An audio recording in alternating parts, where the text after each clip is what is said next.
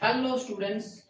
तो हम अब अपना नेक्स्ट टॉपिक स्टार्ट करने जा रहे हैं जिसका नाम है why power sharing is desirable. इस टॉपिक में आपको आंसर मिलेगा कि पावर शेयरिंग डिजायरेबल क्यों है। हालांकि मैंने आपको पहले बता दिया, जब आप श्रीलंकन मेजॉरिटेरियनिज्म पढ़ेंगे और बेल्जियम मॉडल पढ़ेंगे, आप उनको कंपेयर करके खुद ही समझ गए होंगे कि पावर शेयरिंग जो है डिजायरेबल क्यों है, इंपॉर्टेंट क्यों है। तो आपकी बुक में इसके दो रीजन मेंशन किए गए हैं why power sharing is desirable. The first one is moral reason. पहला वाला क्या है? Moral reason. तो मॉरल रीजन को अब आप ऐसे भी समझ सकते हैं कि जब आपके पास पावर होती तो आप मॉरली ये समझते हैं कि हर किसी का राइट होता है कि उसके पास कुछ ना कुछ पावर होनी चाहिए, उसके हक हो। मॉरल रीजन तो आपकी बुक में जो बताया गया है मॉरल रीजन को, तो वो बताया है power sharing is the spirit of democracy. क्या बोला है? Power sharing is the spirit of democracy. अब आप बोलेंगे इससे क्या मतलब स्पिरिट ऑफ डेमोक्रेसी? तो आप इस बात को समझे, जब आप डेमोक्रेसी पढ़ते हैं तो आप बोलते हैं democracy means government of the people, rule by the people. यानी डेमोक्रेसी में पावर जो होती किसके पास रहती? लोगों के पास होती।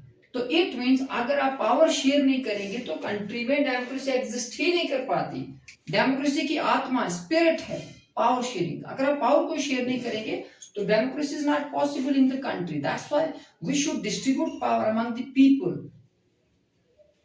तो ये बात आप समझ गए होंगे, क्योंकि आपको पता होगा डेमोक्रेसी में government are formed by the people. यानी आप ये बता सकते हैं people can choose their leaders बोल लीजिए, रिप्रेजेंटेटिव बोल लीजिए, या गवर्नमेंट। और डेमोक्रेसी में हर एक डिसीजन में लोगों को कंसल्ट किया जाता है। People are consulted in democracy. Democracy में आप कोई भी डिसीजन लेते हैं उसमें लोगों को कंसल्ट किया जाता है, क्योंकि डेमोक्रेसी जो सरकार होती है वो लोगों की होती है। अगर गवर्नमेंट लोगों को पूछेगी नहीं, बताएगी नहीं, तो next time in the election they will take the revenge. Next time जब भी इलेक्शन होंगे तो लोग अपना बदला लेंगे। तो गवर्नमेंट को क्या है, लोगों की बात को सुनना पड़ता है, उनको कंसल्ट करना पड़ता है। Because people have right to vote. Right to vote है लोगों के पास, तो वो अपने वोट से गवर्नमेंट बना भी सकते हैं, गिरा भी सकते हैं। यानी people have the power to make the government and also to break the government. तो आई होप आपको फर्स्ट पॉइंट समझ आया होगा, जिसको मैंने बोला मॉरल रीजन है। तो मॉरल रीजन में मैंने बताया ये स्पिरिट ऑफ डेमोक्रेसी है, क्योंकि डेमोक्रेसी पावर शेयरिंग के बगैर एग्जिस्ट ही नहीं कर सकती। तो इसलिए आप बता सकते हैं पावर शेयरिंग जो है वो डेमोक्रेसी की आत्मा है। तो नेक्स्ट पॉइंट पर पढ़ते हैं, जिसका मतलब है prudential reason.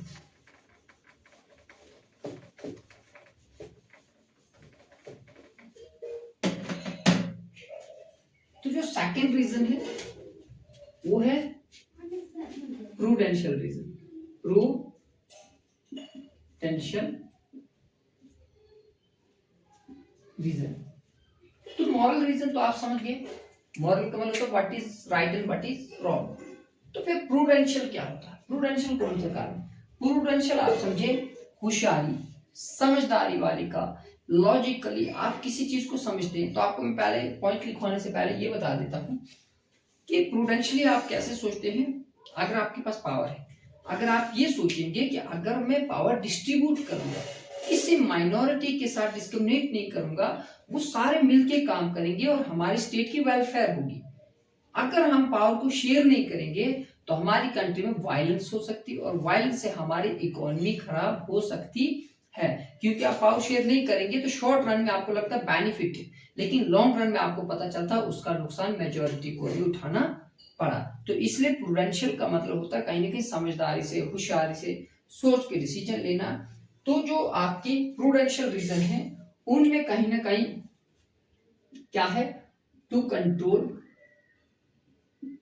the violence, to control the violence in the country, for the stability of the government। अगर आपको स्टेबिलिटी चाहिए गवर्नमेंट की तो आपको पावर शेयर करनी पड़ेगी। अगर कंट्री में स्टेबिलिटी चाहिए, गवर्नमेंट बनी रहे, तो आपको पावर शेयर करनी पड़ेगी। इट मीन्स आपको कंट्री में इकोनॉमिक ग्रोथ भी चाहिए। अभी आपने देखा कि श्रीलंका ने पावर शेयर नहीं की तो उनको इकोनॉमिकली कितना लॉस हुआ। तो इकोनॉमिक ग्रोथ चाहिए, आपको कंट्री में स्मूथ फंक्शनिंग चाहिए, स्मूथ फंक्शनिंग, तो इसके लिए भी जरूरी है पावर शेयरिंग। उसके बाद अगर आप कंट्री में पीस एंड सिक्योरिटी चाहते हैं, पीस एंड सिक्योरिटी, तो भी आपको पावर शेयर करनी पड़ेगी। तो मैंने आपको बोला प्रूडेंशियल रीजन किसके लिए, to control the violence in the country, smooth functioning of the government, to make government more and more stable and for the welfare of the society and economic growth in the country।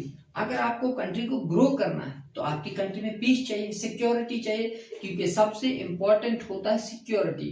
Development तो secondary चीज है, firstly हमें security चाहिए। तो security तभी होगी जब अमन होगा, शांति होगी, लोग प्यार से रहेंगे।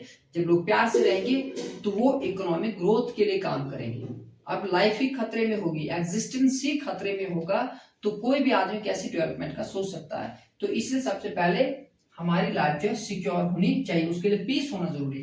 तो पीस तभी होगा जब हम पावर शेयर करेंगे, तो हमारी गवर्नमेंट स्मूथली काम करेगी, उसी से इकोनॉमिक ग्रोथ होगी, स्टेबिलिटी आएगी और वायलेंस को कंट्रोल किया जाएगा। तो दो रीजन है, आप जनरल में याद रखें। First one is moral reason, that is the power sharing is the very spirit of democracy, and the second is prudential reason, that is to control the violence in the society and manage every work in the country peacefully, smoothly।